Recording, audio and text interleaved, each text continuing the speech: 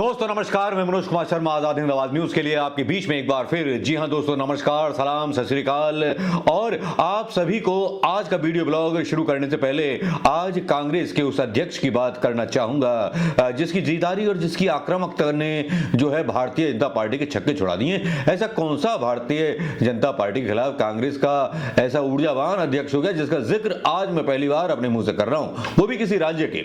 जी हां, कौन सा राज्य हो सकता है? गैस कीजिए, कौन सा राज्य हो सकता है? Uttar Pradesh? No no no no. Punjab? ना ना ना।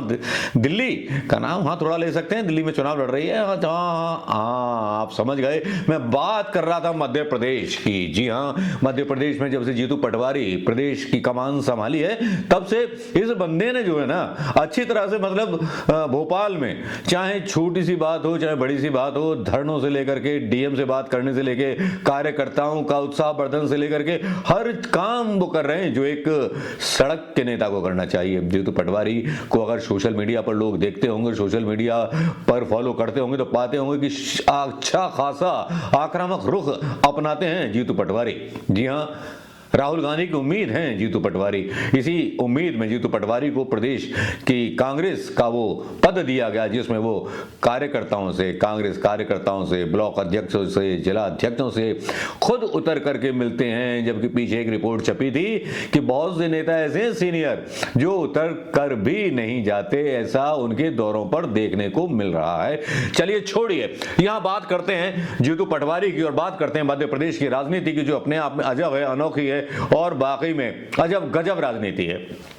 मध्य प्रदेश की राजनीति कुछ इस तरह से गजब ढा रही है कि बीजेपी के नेता ही सीधी की विधायक जो हैं वो शिकायत करती हैं। जी हां, बीजेपी की ही विधायक वो शिकायत करती हैं कि एक सभा में बोल रही होती हैं, वहां शिकायत करती हैं रीति पाठक, सीधी की विधायक, कि बोलती हैं कि प्रदेश के उप मुख्यमंत्री और स्वास्थ्य मंत्री हमारे पत्रों का जवाब नहीं देते। लेकिन क्या बोल रही हैं सीधी पाठक, मतलब रीति पाठक? देख लीजिए, सुन लीजिए।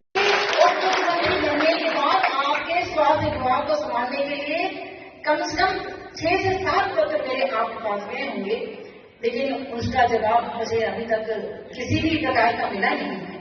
और अव्यवस्थाओं को व्यवस्थाओं में सुधारने के लिए, लेकिन पुनः ये हमारा अधिकार है आपसे मांगने के लिए, हम मांगेंगे और जरूर मांगेंगे, अपनी जनता के लिए मांगेंगे, अपने जिले के लिए मांगेंगे।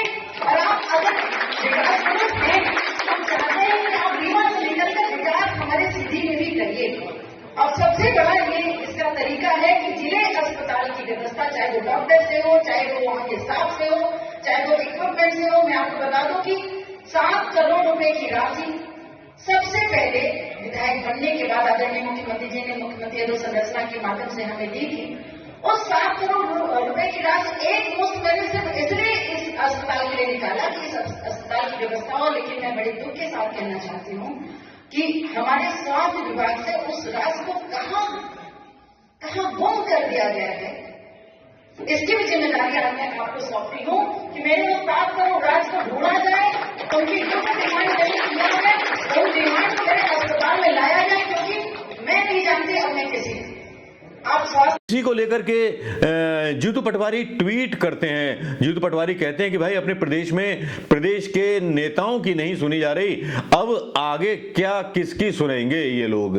सीधे सीधे तंज करते हैं जीतू पटवारी।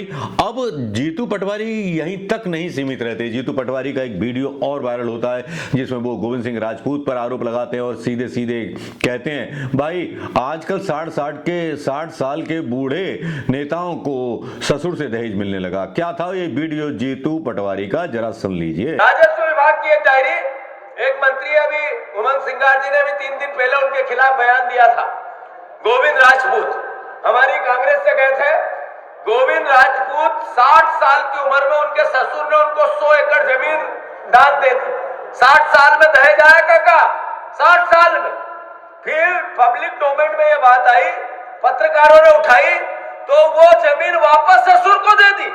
अब आईटी के लोग जांच कर रहे हैं, मतलब इनका कैसा अनो ससुर के पास जिंदगी में कभी 50 एकड़ से ऊपर जमीन ही नहीं थी, एक दम से उसने खरीदी, दूसरे दम से दे दी। वाह, यह है नया भारत नरेंद्र मोदी का। साथियों, जब बुधनी के चुनाव में बीजेपी को सबक सिखाया तो हमें भी एक मैसेज दिया, कांग्रेस के कार्यकर्ताओं को भी एक मैसेज दिया कि आप विपक्ष में हो, जनता की लड़ाई लड़ो, सड़क पे रहो। उन्होंने हमें भी एक मैसेज दिया कि जो वादे बीजेपी ने पूरे नहीं किए, उनकी आवाज सदन में उमंग सिंगार और सारे विधायक भाई राजेंद्र मंडलों सही उठाए। जीतू पटवारी का ये आक्रामक रुख गोविंद राजपूत पर समझ में तो आता है, लेकिन इसी के साथ जो है एक वीडियो और आता है उनका। वो जाते हैं खरगोन के दौरे पर और सलोनी भालेकर एक लड़की होती है, मेधावी छात्रा होती है, जिसको अच्छे खासे अंक मिलते हैं और जिसमें उसको लाभ मिलना चाहिए था। 86% से ऊपर उसके नंबर आते हैं। वो एक आवेदन देती है, आवेदन क्या था वो यहाँ डला हुआ है, आवेदन देती है और उमंग सिंघार जो हैं वो इसको जो है ट्वीट भी करते हैं और मनमोहन सिंह सीएम साहब को भी बताते हैं। बालिका स्कूटी योजना और लैपटॉप योजना जैसी महत्वपूर्ण योजनाओं में आज भी मध्य प्रदेश के मेधावी छात्र वंचित हैं और जीतू पटवारी इसको लेकर के सीधे सीधे आक्रमण बोलते हैं। क्या बोलते हैं जीतू पटवारी डीएम से बात करते हुए, जरा सुन लीजिए। एक भी छात्र से 30-40 छात्र हैं पूरे खरगोन में, जिसको यहाँ से ये स्कूटी और लैपटॉप मिलेगा या नहीं मिलेगा। योजना पिछले साल की भी पूरी नहीं हुई, उसके एक साल पहले के 3 बार के नहीं मिले हैं। सवाल ये है,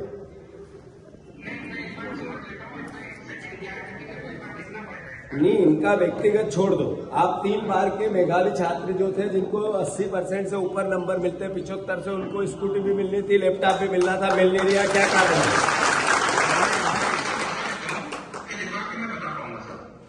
मतलब आपको योजना बंद हो गई है, चालू है, ये पता नहीं है। नहीं, योजना बंद चालू की नहीं है, कितने लोगों को मिलना है और क्या है वो मैं विभाग से एक बार रिकन्फर्म करके फिर मैं बताऊँ। कलेक्टर साहब, आप जिला चलाते हो, आपको इतना भी पता नहीं रहेगा तो कैसे चलेगा फिर?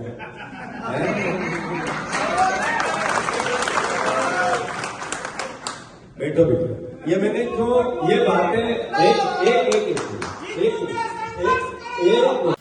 ये अंदाजे बयां अनोखा है, ये नेता कुछ अनोखा है, ये बात कुछ अनोखी है, ये संघर्ष कुछ अनोखा है। जीतू पटवारी को आपने देख लिया होगा, आप कितने 10 में से कितने नंबर देना चाहेंगे जीतू पटवारी को, लेकिन उनका आक्रामक रुख और जिस तरह की कार्यशैली देखने को मिल रही है, इतनी आक्रामक शैली किसी भी प्रदेश के कांग्रेस अध्यक्ष की मुझे तो कम से कम याद नहीं आता कि पहले कभी देखी होगी। हाँ, डी शिव कुमार के बारे में बात कर सकते हैं।